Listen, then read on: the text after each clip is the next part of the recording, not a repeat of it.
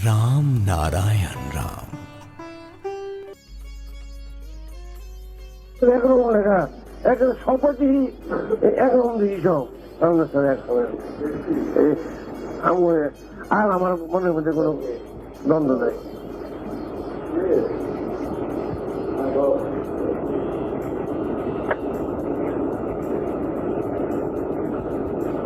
বুঝতে পারছো?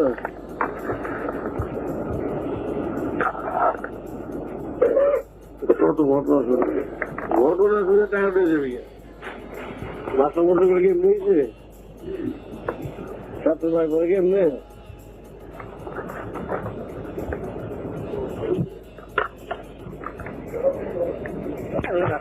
করা যায় ভুল বুঝাবুঝি না রেখে যা বলবো সেইভাবে বেদ বাক্য, যা যেই বাক্য যেভাবে বলবো সেটাই বেদ বাক্য হয়ে কাজ করে যাবে।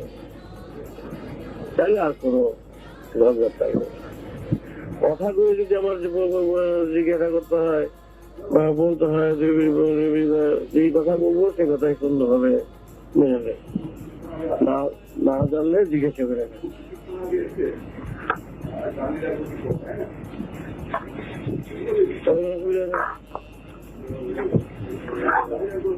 বুঝতে পারছিস তুমি? এটা কাছে থাকলে কথা বলে বলতে পারবে।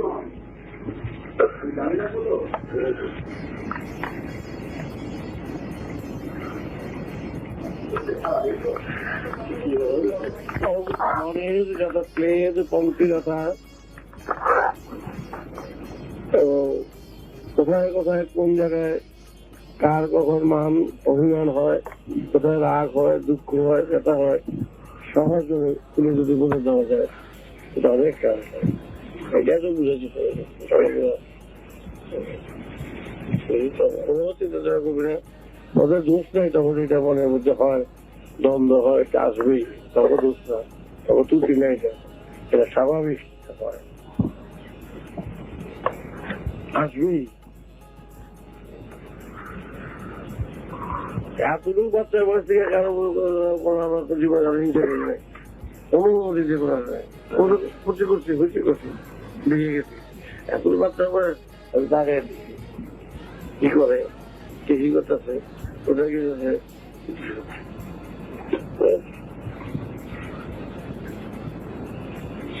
এটা হারিয়ে গেল।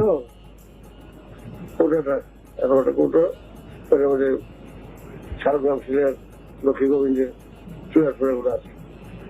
পূজার সমস্ত পূজার দিন সাজায়।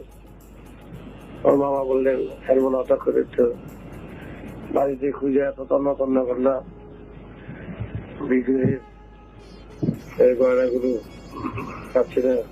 আজ অষ্টমী পূজা, ওখানে তাকে নারায়ণকে সাজাবো, এমনই দুর্ভাগ্য তাকে সাজাতে পারলাম না।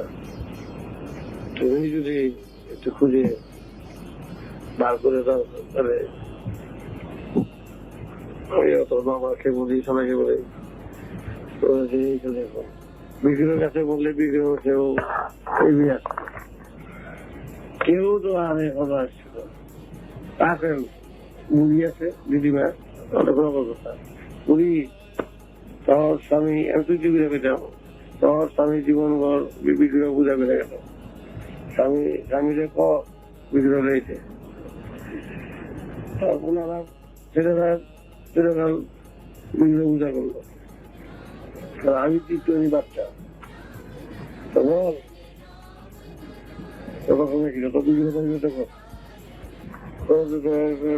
আমার কথা কি শুনবো, আমার কথা কি শুনবো, আমার কথা শুনবে, আমার কথা কি শুনবে, আমার কথা শুনবে না, শুনতে পাই না। তাহলে একটা কাজ কর, তাহলে কি এটা লাঠি লাঠি লাঠিটা কি বুঝবি, পারবি নাকি? লাঠিটা বলে কি পাইছে মা ওদের মতো রাগ অভিমান করি, একটু দেরি হলে মুখ গুম হয়ে যায়, একটু বসলে মুখ গুম হয়ে যায়, ডাকতে দেরি হলে মুখ গুম হয়ে যায়, স্যান করে ওই বুঝি আবার বুঝে দেয়, জানিয়ে দেয়। এই যে রাগটা তো কারো লিমিট, তোমাদের একটা সীমাবদ্ধ আছে, একটা সীমা পর্যন্ত আছে, কথা বলে না। দেরি করে আইলে কোনোদিন আসলো না, দেখা করো না, আর যাবো না, এই পর্যন্ত রাখ। কিন্তু আর যখন পেটটা ব্যথা শুরু করে তখন তো সামনে পারতেছে না, তখন তো রাগ করে পারতেছে না, ঠাকুর কাছে যাই, এটা ব্যবস্থা করে দিব, তখন তখন রাগ করে এটা যদি কমাইতে পারতাম সাপোর্ট দিয়া তার কমাতে হবে, তা তো পারতেছে না, সাপোর্ট রাগ করতে পারবো না। তুমিও রাগ দিয়ে তো মারও রক্ষা করতে পারো না, বাবারও রক্ষা করতে পারবো না, ভাইয়ের রক্ষা করতে পারবো না, হ্যাঁ? ও রাগ দিয়ে তো কাউকে তুমি রক্ষা করতে বাবা মাথা দিয়ে পারো না, রাগ দিয়েও পারো না, অর্থ দিয়েও পারো না। বাচ্চা হয়েছে বিয়ে করছে, বাচ্চা তবে আমি তো সেদিন বিয়ে পারছি, বিয়ে করছে বাচ্চা দিতে পারো তো, তার খারাপ এখন ও বিয়ে তো লাভ নাই গেল, তো ক্ষমতাটা কি? ক্ষমতাটা হলো ট্রেনে দাঁড়িয়ে থাকবো, আমি গেছে গিয়ে দেখা করবো, এই তো ক্ষমতা। কথা বলো, ট্রেনে ওই জায়গায় ওই পুরো দাঁড়িয়ে থাকবো, আমি আস্তে আস্তে টিকিটটা করে রেখে দিব, বুঝছো? এই হলো ক্ষমতা এখানকার। তাহলে ওই জায়গায় যাবো, দোকান ফোন করে দোকানে কিনে আসবো, এই দেখো ক্ষমতা। তারপরে আর কিছু ক্ষমতা আছে? বউ যখন শিখে থাকে তখন স্বামীকে আমাকে এত প্রেম দিয়ে বাঁচাও, প্রেম ঘুরে দাও, গাড়ি মধ্যে লাভ দিয়ে উঠুক। আমার যখন স্বামী শিখিয়ে দিচ্ছে স্ত্রীকে প্রেম দাও, প্রেম দিয়ে প্রেম প্রেম দেখো সারাও নাই কি প্রেম দেব, রাগটা কোথায় গেল? তারপর গেলেন খেলা বলে কথা বলেন না, ও টাকা লেগে না, এই অভিমান আমাকে যাই না, টাকা বলো, টাকা তো না, কথা বলেন না, এইদিকে তো এটাই তো সম্পত্তি, এইটুকু তো আর ক্ষমতা, আর কিছু ক্ষমতা আছে? ক্ষমতাটা ওই যে গেছিল যে থাকতো ব্যবসা বাড়িতে, তোমাদের কোনো বাসা মেলে মেলে থাকতো, তার ওই ঘরে সংসার সংসার করতো, তার পিছিয়ে সেইভাবেই গুরুর পথ ধরে নিচ্ছে, ও আত্মহারা। তখন দেখবো যে আমার ভক্তেরা এত আমার পথে সবসময় নিয়ে যাওয়া আছে, আমরা আমি 5টা দিয়ে আছি, ওরা এক একজনে 8টা 9টা নিয়ে আসছে, খুব ভক্ত। যখন কর্মকার দোকানে গিয়ে গুরু বসে সবাইকে নিয়ে লাল লোহা গরম করে যখন লাল লোহাটা নিয়ে তার ভক্ত করে 200 ভক্ত বসে আসলো, আমার সব আমার সন্তানেরা সব দূরে আইছে, এই আইসক্রিম খাও, আসলে চুষে চুষে খাইতেছে, আইসক্রিম লাল লোহাটা খাইতেছে চুষে, এইটা দিয়ে সবাই খাও, তখন সকল কিছু দেবো ঠিক আছে। তার পক্ষে সম্ভব যেরকম করতে পারবে সেই করতে পারে সব, তার লোকে বারবার বললে সম্ভব। আর এখানে আছে কালকে আমি একটা লোকের এইটা নিয়ে আপনারা নিয়ে আলোচনার কাছে দিয়েছি হয়ে যাচ্ছে, গেছে তুমি ঘরের মধ্যে পয়সা দিচ্ছে ফিরে দিচ্ছ, আমি একটা আপনার ডাক্তার করে ওর ঘরে গিয়ে বুঝা ও চেহারা দেখা দিয়ে চেহারা দেব, তুমি তো লাভ দেওয়া গেলা কত লাগবে আপনার ডাক্তার যদি করে দিয়ে বৃদ্ধি করতে জানাই ভালো, রাগটা কোনো কারণ হবে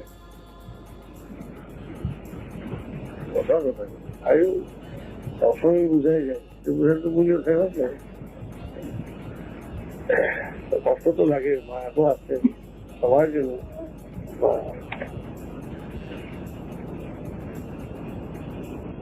দোষারোপ করে দোষারোপ করে কোনো প্রয়োজন হয় না, একটু বুঝে করতে হবে।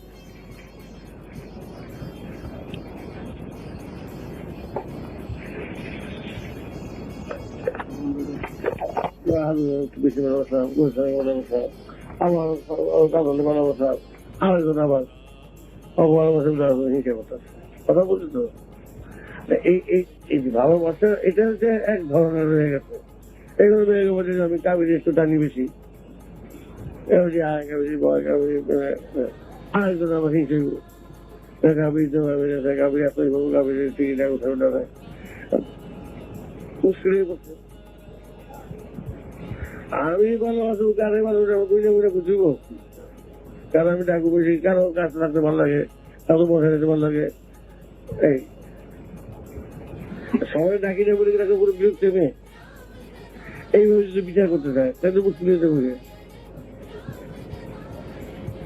ভালোবাসাটা এরকম, একটা ভালোবাসা আছে তুই দূরে থাক, ওই একটা ভালোবাসা, তার উপরে আমার আস্থা আছে সকল অবস্থাতে। বোঝাতো থাকতো একটা ভালোবাসা, আমার একটা ভালোবাসা আছে কাছে বসে এই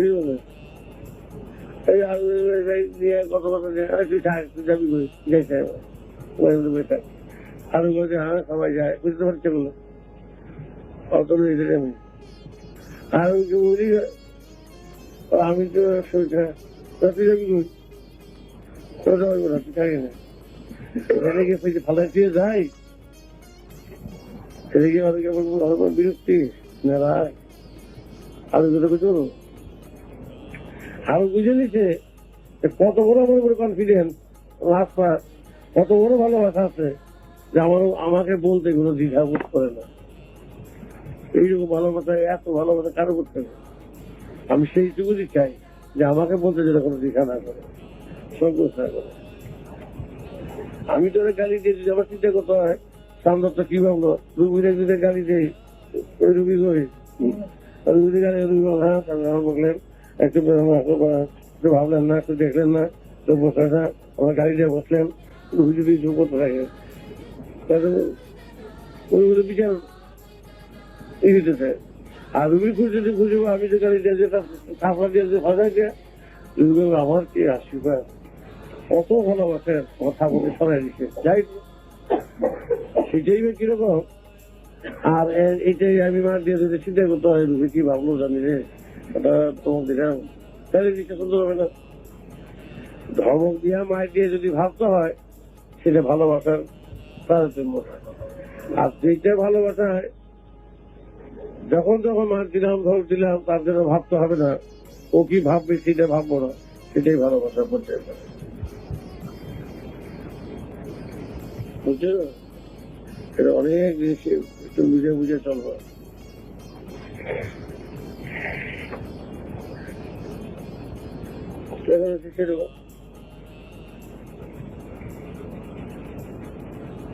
কম ঝঞ্ঝটের মধ্যে আমার জীবন গেছে।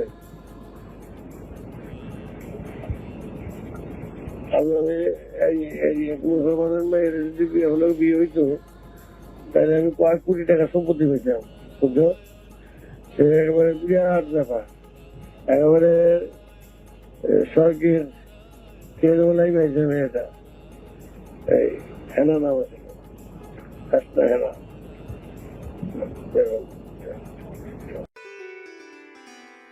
राम नारायण राम।